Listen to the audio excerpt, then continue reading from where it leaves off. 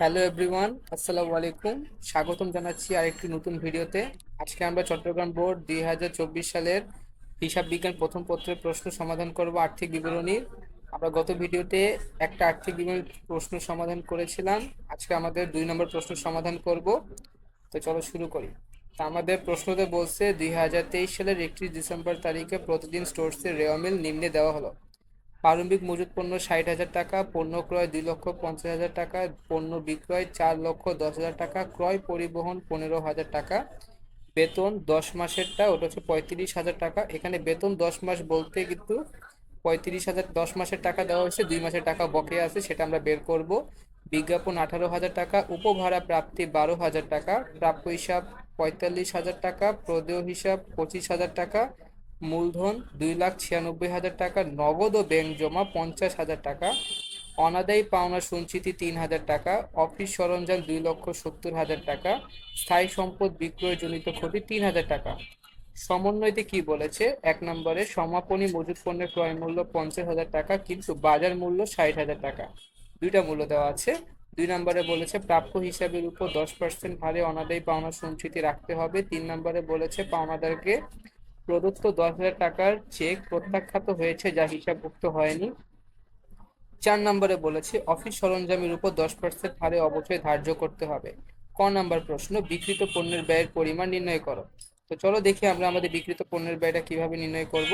প্রথমে আমরা লিখবো হচ্ছে 2 নং প্রশ্নের সমাধান। ক নম্বর লিখে আমাদের শিরোনামটি দিব 2 নং বিক্রিত পণ্যের ব্যয়ের পরিমাণ নির্ণয়। এরপর আমরা আমাদের সাধারণ ছকটি টানবো, বিবরণ টাকার ঘর হচ্ছে এখানে দুইটা হবে, তিনটা না। এরপর আমরা আমাদের অঙ্কটা শুরু করব হচ্ছে প্রারম্ভিক মজুত পণ্য, যেটা আমরা রেওয়া মিল থেকে নিয়ে আসছি 60,000 টাকা। ক্রয় আমাদের রেওয়া মিলে দেওয়া ছিল 2,15,000 টাকা। ক্রয় পরিবহনও কিন্তু আমরা আমাদের রেওয়া মিল থেকে ডেবিট পাশ থেকে নিয়ে আসছি। এই দেখো, পণ্য ক্রয় 2,50,000 টাকা, ক্রয় পরিবহন 15,000 টাকা। এই দুইটা টাকা আমরা কি করলাম, নিয়ে আসলাম। এবার দেখো, আমরা তিনটা টাকা যদি যোগ করি তাহলে আমাদের আসে হচ্ছে 3,25,000 টাকা। এবার আমরা কি করব, সমাপনী মজুত পণ্য বাদ দিব। তো এখানে দেখো, সমাপনী মজুত পণ্যের ক্রয় মূল্য হচ্ছে 50,000 টাকা কিন্তু বাজার মূল্য হচ্ছে 60,000 টাকা। এখন আমরা কোন মূল্যটা নিব? তাহলে দেখো, আমি একটা নোট লিখে দিছি, সেটা হচ্ছে রক্ষণশীলতা নীতি অনুযায়ী সমাপনী মজুত পণ্যের বাজার মূল্য ক্রয় মূল্যের মধ্যে যেটি কম সেটি হিসাবভুক্ত করতে হবে। মানে আমার কাছে দুইটা মূল্য আছে, এর মধ্যে যে মূল্যটা সমাপনী মজুত পণ্যের কম হবে আমি সেই মূল্যটা নিব। ঠিক আছে, এটা হচ্ছে নিয়ম। সমাপনী মজুত পণ্যে যেটা হোক, যে মূল্যটা কম হবে সেই মূল্যটা আমরা, তাহলে সমাপনী মজুত পণ্য আমরা 50,000 টাকা কি করব, বিয়োগ করব। তাহলে আমরা যদি 3,25,000 টাকার সাথে 50,000 টাকা বাদ দিই তাহলে আমাদের আসে হচ্ছে 2,75,000 টাকা। এটা হচ্ছে আমাদের বিক্রিত পণ্যের ব্যয়। এই নোটটা আমরা অবশ্যই মুখস্থ রাখবো, এটা আমাদের সবসময় কাজে লাগবে। এরপর আমাদের খ নম্বর প্রশ্নতে বলছে মোট লাভ 1,35,000 টাকা ধরে নিট লাভ বা ক্ষতি নির্ণয় করো। তো চলো আমরা দেখি। তো প্রথমে আমরা কি করব, প্রতিষ্ঠানের নাম লিখবো প্রতিদিন স্টোর্স। বিশদায় বিবরণী আমরা করতেছি 2023 সালের 31 ডিসেম্বর সমাপ্ত বছরের জন্য। বিবরণ টাকার ঘর তিনটা দিব। তো আমাদের মোট লাভ কিন্তু প্রশ্নের মধ্যে দেওয়া ছিল, দেখে আসছি সেটা 1,35,000 টাকা। এরপর আমরা করব কি, সেটার সাথে পরিচালন ব্যয় বাদ দিব। তাহলে মনোযোগ দিয়ে খেয়াল করো শিক্ষার্থী বন্ধুরা, আমাদের কিন্তু প্রশ্নে বেতন কিন্তু 10 মাসের টাকা দেওয়া ছিল 35,000 টাকা, 2 মাসের টাকা কিন্তু দেওয়া ছিল না। এই 2 মাসের টাকা আমরা কি করব, বের করব। তো আমরা কি করব, পরিচালন ব্যয় শিরোনামের আন্ডারে বেতন লিখবো 35,000 টাকা। তার সাথে আমরা কি করব, বকেয়া যোগ করব। তো বকেয়া আমরা কিভাবে বের করব, ভালোভাবে খেয়াল করো। 35,000-এর সাথে যে 2 মাসের আমাদের বকেয়া ছিল সেটা হচ্ছে গুণ করব। আর যেহেতু 10 মাসের টাকা দেওয়া ছিল সেটা আমরা কি করব, ভাগ করব। তাহলে আমরা কি পেয়ে যাব, সেটা তাহলে আমরা বাকি 2 মাসের টাকা পেয়ে যাব। তাহলে 35,000 সাথে 7,000 টাকা যদি আমরা যোগ করি তাহলে আমাদের কত আসে, বেতন 42,000 টাকা আসে। এরপর আমাদের আরেকটি পরিচালন ব্যয় হচ্ছে বিজ্ঞাপন 18,000 টাকা, সেটা আমরা নিয়ে আসবো।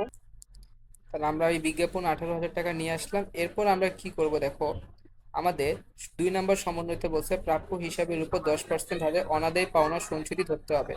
তাহলে আমাদের সমন্বয়তে যে অনাদায়ী পাওনা সঞ্চিতি থাকবে সেটা হচ্ছে নতুন অনাদায়ী পাওনা।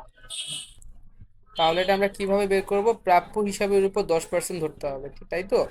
প্রাপ্য হিসাব ছিল 45,000 টাকা। এই 45,000 টাকা 10% হচ্ছে 4,500 টাকা, সেটাই হচ্ছে আমাদের হচ্ছে কি নতুন অনাদায়ী পাওনা সঞ্চিতি। তার সাথে আমরা কি করব, পুরাতন অনাদায়ী পাওনা সঞ্চিতি বিয়োগ করবো। পুরাতন অনাদায়ী পাওনা সঞ্চিতি আমাদের রেওয়া মিলে দেখো দেওয়া আছে, অনাদায়ী পাওনা সঞ্চিতি 3,000 টাকা ক্রেডিট পাশে, এটাই হচ্ছে আমাদের জন্য পুরাতন অনাদায়ী পাওনা সঞ্চিতি। তাহলে নতুনের সাথে পুরাতন সঞ্চিতি যদি বাদ দেই, তাহলে আমাদের কত টাকা আসে? 1500 টাকা। এবার আমরা আরেকটা পরিচালন ব্যয় বের করব, অফিস সরঞ্জামের অপচয়, যেটা আমাদের 4 নম্বরে বলছিল অফিস সরঞ্জামের উপর 10% ধরতে হবে। তাহলে আমাদের অফিস সরঞ্জাম রেওয়া মিলে ছিল 2,70,000 টাকা, তার উপর সমন্বয়তে বলছে 10% হারে ধরতে হবে। তাহলে আমাদের যদি 2,70,000 টাকার সাথে 10% ধরি, তাহলে আমাদের অফিস সরঞ্জামের অবচয় দাঁড়াচ্ছে হচ্ছে 27,000 টাকা। এখন দেখো শিক্ষার্থী বন্ধুরা, আমাদের পরিচালন ব্যয় বেতন হচ্ছে 42,000 টাকা, বিজ্ঞাপন 18,000 টাকা, অনাদায়ী পাওনা সঞ্চিতি 1500 টাকা, অবচয় 27,000 টাকা। এই চারটা খরচ যদি আমরা যোগ করি, তাহলে আমাদের পরিচালন ব্যয় দাঁড়ায় হচ্ছে 88,500 টাকা। এই 88,500 টাকা হচ্ছে আমাদের পরিচালন ব্যয়।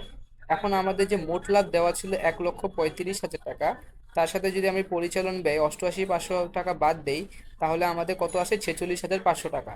এই 46,500 টাকার নাম হচ্ছে পরিচালন মুনাফা। তো আশা করি তোমরা পরিচালন মুনাফা কতটুকু কিভাবে বের করতে হবে সেটা বুঝতে পেরেছো। এখন আমরা পরবর্তী ধাপে যাব, সেটা হচ্ছে যোগ অন্যান্য আয়। অন্যান্য আয়তে আমরা কি করব? উপভাড়া প্রাপ্তি নিয়ে আসবো। তো দেখো আমাদের উপভাড়া প্রাপ্তি ক্রেডিট পাশে ছিল 12,000 টাকা, সেটা আমরা নিয়ে আসলাম।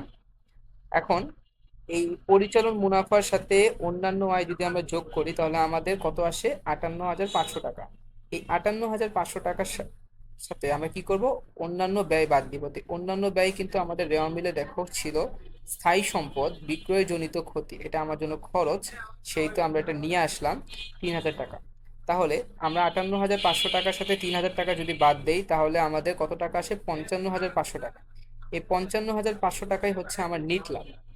তো আশা করি তোমরা নাম্বার যে আমাদের যে নিট লাভ বা ক্ষতি বের করতে বলেছিল, সেটা আশা করি কিভাবে বের করতে হবে সেটা তোমরা ভালোভাবে বুঝতে পেরেছো। এর পরবর্তী আমরা প্রশ্নতে চলে যাচ্ছি, সেটা বলেছে আর্থিক অবস্থার বিবরণী তৈরি করো। তো আর্থিক অবস্থার বিবরণী আমরা কিভাবে তৈরি করব? দেখো প্রথমে আমরা কি লিখব? প্রতিষ্ঠানের নাম, প্রতিদিন স্টোরস, আর্থিক অবস্থার বিবরণী, সাল দিব। আমরা আমাদের সাধারণ ছকটা টেনে নিব, বিবরণ, টাকার ঘর 3টা। আমাদের শুরুর যে শিরোনামটা হবে সম্পদ সমূহ। সম্পদ সমূহের মধ্যে আমরা শুরুতে কি নিয়ে আসছি? চলতি সম্পদ। চলতি সম্পদের মধ্যে আমরা কি করি? নগদ ও ব্যাংক জমা, যেটা আমাদের রেওয়া মিলেই দেওয়া ছিল, 50,000 টাকা নিয়ে আসলাম। এখন দেখো এটার সাথে আমাদের কিন্তু সমন্বয়ে একটা কথা বলে দেওয়া ছিল, সেটা হচ্ছে পাওনাদারকে প্রদত্ত 10,000 টাকার চেক প্রত্যাখ্যাত হয়েছে, যা হিসাবভুক্ত হয়নি। তো এটার মানে কি? এটার মানে হচ্ছে, ধরো তোমার একটা পাওনাদার যাকে তোমাকে টাকা দিতে হবে, এখন তুমি করলা কি? তার জন্য 10,000 টাকাটা চেক লিখে দিলে। তো এখন তুমি যে তাকে 10,000 টাকা চেকটা দিলা, তো তুমি তো তোমার জন্য একটা খরচ, ঠিক না? তোমার জন্য একটা খরচ। তো তুমি কি করবা?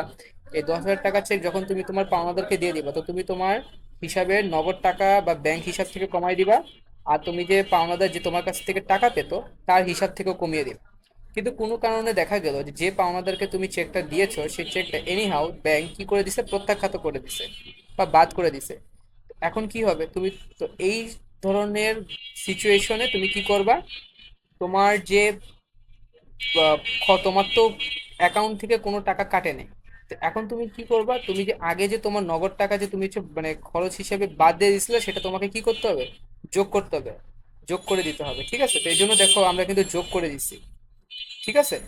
এই জন্য আমরা 50,000 টাকার সাথে 10,000 টাকা যোগ করে দিচ্ছি, কারণ আমরা আগে কি করে দিছিলাম? বিয়োগ করে দিছিলাম। কিন্তু পাওনাদার, কিন্তু আমাদের অ্যাকাউন্ট থেকে তো কোনো বা আমাদের হিসাব থেকে তো কোনো টাকা কাটে নাই। যেহেতু আমাদের হিসাব থেকে কোনো টাকা কাটে না, এই জন্য আমরা কি করব? যোগ করে দিব। তো যোগ করলে আমাদের আসে হচ্ছে 60,000 টাকা। এরপর আমরা নিয়ে আসবো প্রাপ্য হিসাব 45,000 টাকা রেওয়া মিল থেকে, তার সাথে আমরা নতুন অনাদায়ী পাওনা, যেটা আমাদের সমন্বয়তে দেওয়া ছিল, সেই টাকাটা আমরা নিয়ে আসে, যা যদি বাদ দিই তাহলে আমাদের আসে 40,500 টাকা। এরপর আমরা নিয়ে আসবো সমাপনী মজুত পণ্য। কেন 50,000 টাকা নিয়ে আসছি? কারণ রক্ষণশীলতা নীতি অনুযায়ী যেটার মূল্য কম হবে আমরা সেটা নিয়ে আসবো। এখন আমরা কি করব? আমাদের যতগুলো চলতি সম্পদ, যে 3টা চলতি সম্পদ পেয়েছি, সেটা যদি আমরা যোগ করি, তাহলে আমাদের মোট চলতি সম্পদ দাঁড়ায় হচ্ছে 1,50,500 টাকা। এরপর আমরা কি করব? আরেকটা সম্পদ বের করব, সেটা হচ্ছে স্থায়ী সম্পদ। স্থায়ী সম্পদের মধ্যে শুরুতেই আসবে হচ্ছে অফিস সরঞ্জাম, যেটা দাম, যেটা হচ্ছে 2,70,000 টাকা। তার সাথে আমরা কি করব? পুঞ্জীবিত অবশ্যই বাদ দিব 27,000 টাকা। কিভাবে করব? এ দেখো বলে দিছে, অফিস সরঞ্জামের উপর 10% হারে, তার মানে হচ্ছে 2,70,000 টাকার উপর 10% হচ্ছে 27,000 টাকা। এটা যদি আমরা বাদ দিই, তাহলে আমাদের অফিস সরঞ্জামের মূল্য দাঁড়াচ্ছে হচ্ছে 2,43,000 টাকা। তো এটাই হচ্ছে আমার মোট স্থায়ী সম্পদ। তাহলে এখন দেখো, আমার মোট চলতি সম্পদ 1,50,500 টাকার সাথে 2,43,000 টাকা যদি আমি স্থায়ী সম্পদ যোগ করি তাহলে আমার মোট সম্পদ দাঁড়ায় হচ্ছে 3,93,500 টাকা। তো আশা করি যে আমাদের মোট সম্পদের পাঁচটা কিভাবে বের করবো এটা তোমরা বুঝতে পেরেছো।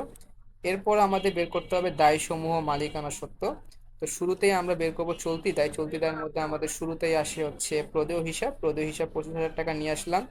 তার সাথে আমরা কি করব, প্রদত্ত চেক প্রত্যাখ্যান। তো আমি আগেই বলছিলাম আমার পাওনাদারকে আমি চেক ইস্যু করে দিছি। তো চেক যখন আমি দিছিলাম তখন আমি আমার হিসাব থেকে বাদ দিয়ে দিছিলাম, আমি প্রদেয় হিসাব কমিয়ে দিছিলাম। কিন্তু যেহেতু আমি আমার পাওনাদার আমার কাছ থেকে আমার এক হিসাব থেকে টাকা কোনো তুলতে পারে নাই, তো সেটাকে আমরা কি করব, খরচ থেকে যেটা আমরা বিয়োগ করছিলাম এখন আমরা কি করে দিব, যোগ করব। আর প্রদেয় হিসাব যখন কমাই দিছিলাম এখন আমি বাড়িয়ে দিব, কারণ সে কিন্তু আমার হিসাব থেকে কোনো টাকা পায় নাই বা উঠাতে পারে নাই। এই জন্য প্রদেয় হিসাব কি হবে, বেড়ে যাবে।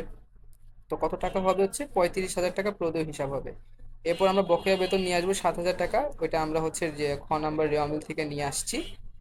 তো এখন যদি আমরা দুটা টাকা যোগ করি তাহলে আমাদের আসে হচ্ছে 42,000 টাকা। তো আমাদের মোট চলতি দায় যদি আমরা হচ্ছে 42,000 টাকা। এবার আমরা বের করবো মালিকানা সত্ত্ব। মালিকানা সত্ত্বতে শুরুতেই আসে হচ্ছে মূলধন। দেখো মূলধন ক্রেডিট পাশে ছিল 2,96,000 টাকা। তার সাথে আমরা কি করব, নিট মুনাফা যোগ করব। তো আমরা দেখো আমাদের খ নাম্বারে আমরা নিট মুনাফা কত টাকা পেয়েছিলাম, 55,500 টাকা। এই 55,500 টাকা আমরা কি করব, মালিকানা সত্ত্বের মধ্যে নিয়ে এসে যোগ করব। তাহলে আমাদের কত টাকা আসে, 3,51,500 টাকা। তাহলে আমরা যদি মোট চলতি দায় আর মালিকানা সত্ত্ব এই দুটা টাকা যোগ করি তাহলে আমাদের দেখো কত আসে, 3,93,500 টাকা। তাহলে আমাদের মোট দায় ও মালিকানা সত্ত্ব এবং মোট সম্পদ দুই পাশ কিন্তু মিলে গেছে। তো আশা করি শিক্ষার্থী বন্ধুরা তোমরা এই অঙ্কটি বুঝতে পেরেছো। এরকম ভিডিও নিয়মিত পেতে আমার ফেসবুক পেজকে ফলো করো, আমার ইউটিউব চ্যানেলকে সাবস্ক্রাইব করো। তখন সাথে থাকার জন্য অসংখ্য ধন্যবাদ। আসসালামু আলাইকুম।